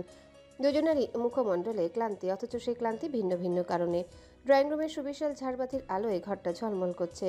মখমলের গাঢ় নীল পর্দা টেনে রাখা কাচের জানালায় প্রতিফলিত হচ্ছে ঘরের শোভাবর্ধক সোনালি আলোর ঝিলিক। আফরোজা শেখ ধীরে ধীরে গিয়ে বসলেন তার নির্দিষ্ট কিং সাইজের আর্ম চেয়ারে। ক্লান্ত ভঙ্গিতে গা এলিয়ে দিলেন, এক হাত তুলে মাথার পাশে ঠেস দিলেন। পাশের সোফায় বসলেন আদনান। তার চোখে কোনো বিশেষ আবেগ নেই, একরাশ নির্লিপ্ততা যেন। পরিচারিকা ঋতু ঠেলে আনলো নাস্তার ট্রলে, দুজনের সামনে রেখে দিল এক গ্লাস ঠান্ডা পানি। ঠিক তখনই পাশে এসে বসলেন হালিমা বেগম। শাড়ির আঁচল আলতো করে কাঁধে টেনে নিলেন, একবার তাকালেন আদনানের দিকে, তারপর স্থির দৃষ্টিতে আফরোজা শেখকে দেখে নরম কণ্ঠে প্রশ্ন করলেন, কি হয়েছে আপা, তোমার শরীরটা ঠিক নেই নাকি? কথাটা শুনেই যেন আফরোজা শেখের রাগ আরো বেড়ে গেল। গ্লাসটা টেবিলে ঠক করে রেখে দিলেন, দু আঙ্গুল দিয়ে কপাল চেপে ধরে রাগী গলায় বললেন, কি হয়েছে সেটা তোমার বড় ছেলেকে জিজ্ঞেস করো হালিমা। যে পাত্রী দেখাতে নিয়ে যাই সেটাই তার পছন্দ না, উল্টো আলাদা করে পাত্রীর সাথে কথাও বলে না। আমি থাকি একা বোকা হয়ে। আজকালকার যুগে ওর মতের সাথে মানানসই শান্ত নম্র ভদ্র মেয়ে কোথায় পাবো? আধুনিকতার ছোঁয়া তো থাকবেই। ঘরে নীরবতা নেমে এলো। আদনান ঠান্ডা নির্লিপ্ত গলায় উত্তর দিল। হালিমা বেগম অবাক হয়ে তাকালেন আদনানের দিকের পর শান্ত স্বরে বললেন, তাহলে সমস্যা কোথায় তোমার? কোনো মেয়ে পছন্দ করছো না কেন? নাকি আলাদা করে কোনো মেয়ে পছন্দ করা আছে? থাকলে বলো, আমরা তার সাথে তোমার বিয়ে দিব।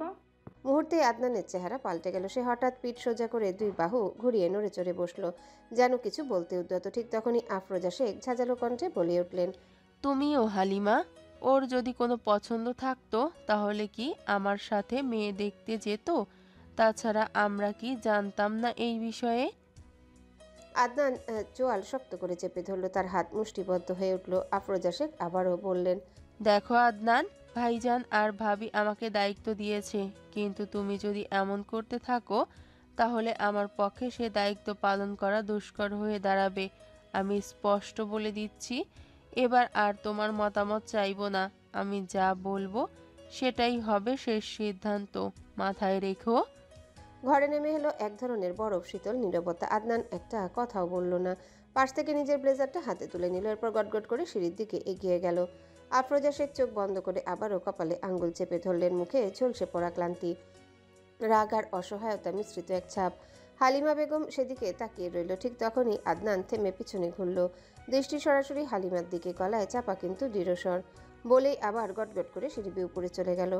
হালিমা বেগম দীর্ঘশ্বাস ফেলে মাথা নেড়ে রান্নাঘরের দিকে এগোলেন। চায়ের কাপ হাতে নিয়ে কয়েকবার পরিচারিকা ঋতুকে ডাকলেন, ঋতু, ঋতু, কিন্তু কোনো উত্তর নেই।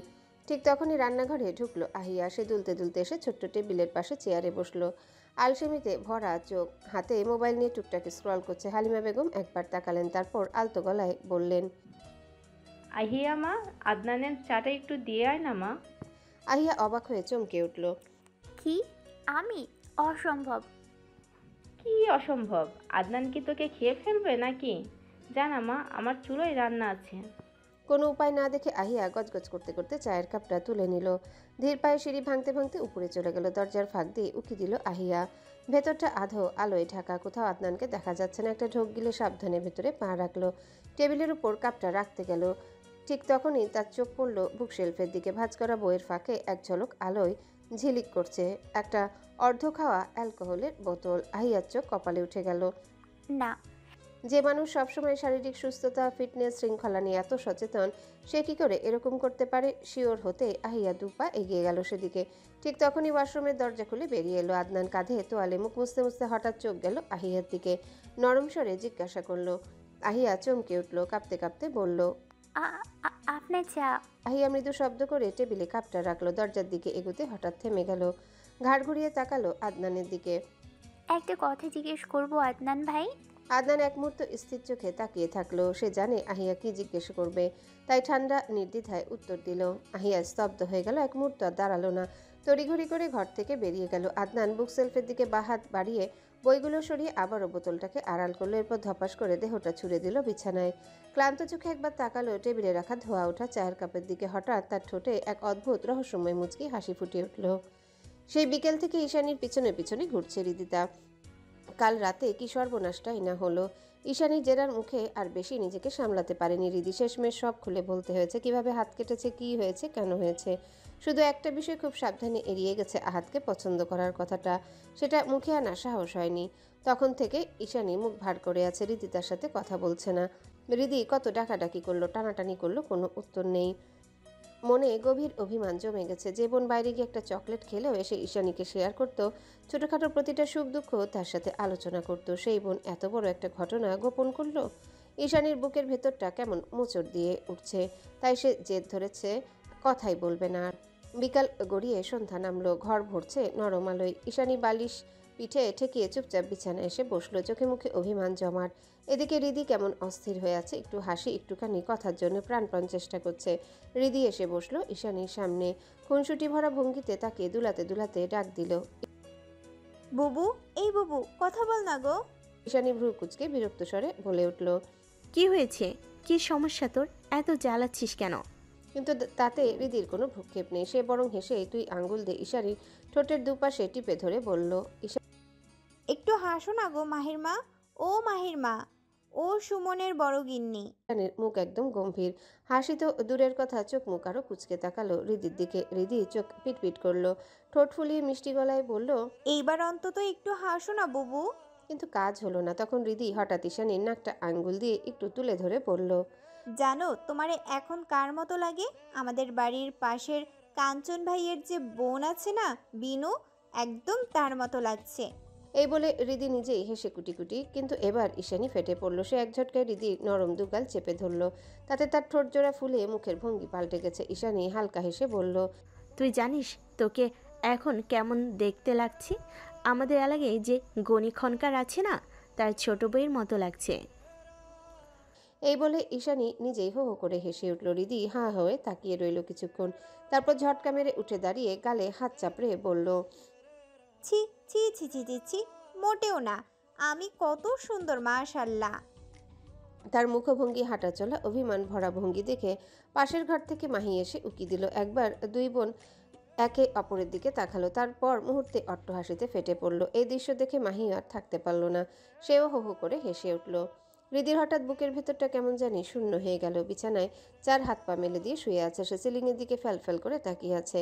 আজকের ঘটনার টুকরো টুকরো অংশগুলো বারবার মাথায় ঘুরে ফিরে আসছে। ঠিক তখনই টুং, তার ফোন থেকে ভেসে এলো নোটিফিকেশনের শব্দ। হৃদি চমকে উঠল। পাশে টেবিলে রাখা ফোনটা টেনে নিল। স্ক্রিনে চোখ যেতেই বুকের ভেতরটা কেঁপে উঠল। আহাদের নামটা ভেসে আছে। হৃদস্পন্দন যেন দ্বিগুণ বেড়ে গেল। থরথর কাপা আঙ্গুলে স্ক্রিন আনলক করে বার্তাটা পড়তে তার শীত দ্বারা ঠান্ডা হয়ে এলো। 2 মিনিটের মধ্যে নিচে আসো, কুইক। 2 মিনিটের মধ্যে যদি না আসো, আমি উপরে উঠে থপড়া চেহারা নকশা পাল্টে দিব। হৃদিতা ধরফর করে উঠে বসলো। ফোনটা তার হাত থেকে ছিটকে বিছানায় পড়ল। বুকের ভিতর ধুকধুক শব্দ যেন কানে ধাক্কা দিচ্ছে। গলা শুকিয়ে কাঠ হয়ে গেছে। সে অস্থির ভঙ্গিতে কয়েকবার ঘরের ভেতর পায়চারি করলো। তারপর ধীরে ধীরে ঈশানীর রুমে গিয়ে উকি দিল। দেখলো ঈশানী মাহিকে পড়াতে ব্যস্ত। দুজনাই বইয়ে ডুবে আছে। হৃদির মনে একটু সাহস হলো, এখন বের হলে কেউই খেয়াল করবে না। চুপচাপ ওড়নাটা ভালো করে গলায় আর মাথায় পেঁচিয়ে নিয়ে পা টিপে টিপে বাসা থেকে বেরিয়ে গেল। নিচে এসে দাঁড়াতেই তার চোখ আটকে গেল। কালো শার্টের হাতা গুটানো সোজাসাপটা ভঙ্গিতে গাড়ির সাথে হেলে দাঁড়িয়ে আছে আহাদ। কালো চশমায় চোখ ঢাকা, তবুও তার দাপট ভরা উপস্থিতি চারিপাশে ছড়িয়ে পড়ছে। গাড়ির হেডলাইটের ম্লান আলোয় তাকে যেন আরও রহস্যময় লাগছে। হৃদির বুকের ভেতরটা ধরফর করতে লাগলো, তবুও সে ছোট ছোট পা ফেলে এগিয়ে এলো। আহাদ তাকে আসতে দেখে ধীরে সোজা হয়ে দাঁড়ালো। কালো চশমাটা খুলে পকেটে রাখলো। তার গভীর চোখ দুটো হৃদির উপর স্থির হলো। পা থেকে মাথা পর্যন্ত তাকে একবার অবলোকন করলো। হালকা গোলাপি রঙের সালোয়ার কামিজে তার প্রেয়সীকে যেন অসম্ভব মোহনীয় লাগছে। আহাদের চওড়া ঠোঁটে চাপা হাসির রেখা ফুটে উঠল। হৃদি কাছে এসে মাথা নিচু করে দাঁড়িয়ে রইল। আহাদ হাতগড়ির উপর তর্জনী আঙ্গুল দিয়ে দুবার ঠকঠক করে কাঠের মতো কঠিন স্বরে বলল, 11 মিনিট লেট। আমি তো বলেছিলাম 2 মিনিটের মধ্যে আসতে। হৃদি কাচুমাচু মুখে বলল, বাসা থেকে বের হতে তো একটু সময় লাগে নাকি? আহাদের গলা যেন বরফের মতো ঠান্ডা, কিন্তু ভেতরে আগুন লুকোনো। না, সময় লাগবে কেন? ভুল হয়ে গেছে, এরপর থেকে চেষ্টা করব সময় মতো আসতে। আহাদ তীক্ষ্ণ দৃষ্টিতে তাকিয়ে রইল। তারপর হঠাৎ ঠোঁটের কোণে কড়া হাসি টেনে বলল, আহাদ রাজার কাছে ভুলের কোনো ক্ষমা নাই, শাস্তি তো পেতেই হবে। হৃদির বুক কেঁপে উঠল। শুকনো ঠোঁট চেটে নিয়ে জড়ানো কণ্ঠে বলল, কি কি কি শাস্তি? যেহেতু 11 মিনিট লেট, তাই 11 বার কান ধরে উঠবস করতে হবে। চোখ কপালে। এখন? এখনই শুরু করো, কুইক। হৃদি ভয়ে ভয়ে চারিপাশে তাকালো। রাতের আবছা অন্ধকার গলি, রাস্তা ফাঁকা প্রায়। আশেপাশে লোকজন নেই বললেই চলে। বুকের ভেতর একটু সাহস এলো, কিন্তু তার ভাবনা ভেঙে আবার আহাদের কর্কশ কণ্ঠ বাজলো, কি হলো, দাঁড়িয়ে আছো কেন? ডুয়েট। হৃদি গভীর এক ঢোক গিলল। অতঃপর মাথা নিচু করে ধীরে ধীরে কান ধরে উঠবস শুরু করলো। 1 2 3। প্রতি উঠবসের সাথে তার চুল খসে খসে পড়ছিল গাল ছুঁয়ে। গলার ওড়নাটাও সরে যাচ্ছিল। লজ্জা ভয় রাগ সব মিলেমিশে বুকটা কাঁপছিল। আর সেই দৃশ্য দেখে আহাদ মুখে হাত চাপা দিয়ে হাসি চেপে ধরল, কিন্তু ঠোঁটের কোণের টান লুকানো গেল না। তার ভেতরটা ছটফট করছিল কেবল একবার তার প্রেয়সীকে এভাবে কাছ থেকে দেখতে। তাই গাড়ি ঘুরিয়ে হঠাৎই এখানে চলে এসেছে। হৃদি এক এক করে 11টা উঠবস শেষ করলো। হাঁপাতে হাঁপাতে মাথা নিচু করে দাঁড়িয়ে গেল। আহাদ কিছুক্ষণ নীরব দাঁড়িয়ে তাকে দেখলো। বুকের ভিতর কেমন ধরাস করে উঠলো। মনে হলো কেউ বুকের ভিতর ঢাক বাজাচ্ছে। কঠিন মুখে দাঁড়িয়ে থেকে অবশেষে বলল, হয়েছে, এবার যেতে পারো। হৃদি বিস্মিত চোখে মাথা তুলল। গলার স্বর হালকা কাঁপছিল, মানে আপনি কি আমাকে 6তলা থেকে নামালেন শুধু এই কান ধরে উঠবস করানোর জন্য? আহাদের ঠোঁট বাঁকলো। হিমশীতল গলায় বলল, হ্যাঁ। কেন? এমনই, আমার ইচ্ছে। হৃদির চোখ লাল হয়ে উঠল রাগে। বুকের ভেতর আগুন জ্বলছে। সে কটমট করে তাকিয়ে রইল আহাদের দিকে। আহাদ তা স্পষ্ট বুঝলো, তবুও তার কণ্ঠে অটল দৃঢ়তা। যেতে বলেছি তো, যাও এখান থেকে। হৃদি দাঁত কিরমির করতে করতে মনে মনে বলল, আরে বজ্জাত বেটা, তোর কপালে আধ পাগল একটা বউ জুটবে দেখিস। এরপর ধপাধপ করে পা ফেলে ভেতরে ঢুকে গেল। আহাদ তার চলে যাওয়ার পায়ের আওয়াজ শুনল। কয়েক মুহূর্ত দাঁড়িয়ে থেকে হঠাৎই হো হো করে হেসে উঠল। সেই হাসিতে যেন এক অদ্ভুত প্রশান্তি মিশে আছে। রাত তখন প্রায় 11টা। চারিদিক নিস্তব্ধ। শহরের কোলাহল ধীরে ধীরে থেমে এসেছে। একটা গাড়ির হর্ন বা দূরের কুকুরের ডাক যেন অন্ধকারে ভেসে আসা এক একটা শব্দ মাত্র। এই সময় ক্লান্ত শরীর নিয়ে বাড়ির ভেতরে প্রবেশ করলো আহাদ রাজা।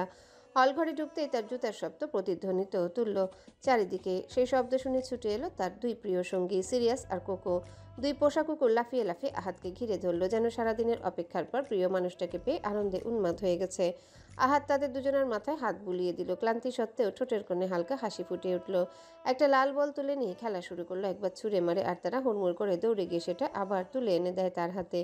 ঠিক তখনই চোখ গেল ডান পাশের লাইব্রেরির কর্নারের দিকে। সেখানকার উষ্ণ আলোয় টেবিলে বসে আছেন তার বাবা আমজাদ মীর আর চাচা আশফাক মীর।